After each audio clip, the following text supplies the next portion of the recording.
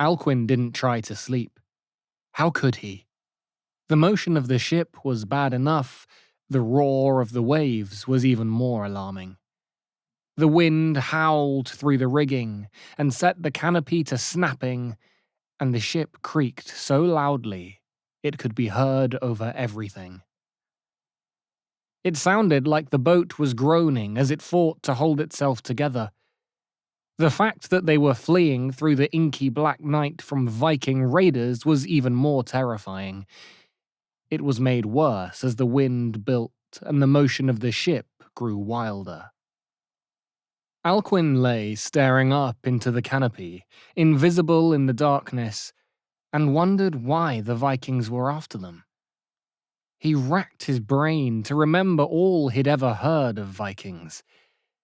He couldn't call to mind any tale of them risking their lives to chase one small ship. It seemed especially odd if they had indeed been guarding the mouth of the Seine for their brethren whilst they sacked Paris. No. The more he considered it, the stranger it seemed. So, as dawn's light crept over the ocean, he first checked on Galen. His friend was curled into a ball, mouthing prayers as he had been all night. "I'm just going to find something out," Alcuin said, and got a distracted nod from Galen. He'd look into the situation himself. Then, hopefully, he could bring Galen some reassuring news. He took a fortifying breath, then wriggled on his bottom out of the supplies, and stepped down into the ribs of the ship. It was hell to straighten up and walk. Every time the boat heaved upwards, he pitched sideways like a drunk, and felt like he might retch. The wind chilled him and tore at his robe. On top of that, he was shaky and weak. But he staggered on past the sailors, hanging on to the ropes of the sail and leaning hard against one side of the boat, keeping it on track.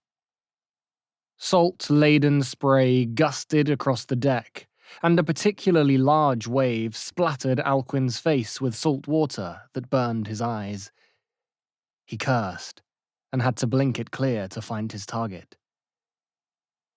Alcuin assumed it was the bald man who stood stock steady, the full weight of his body pressed against his tiller.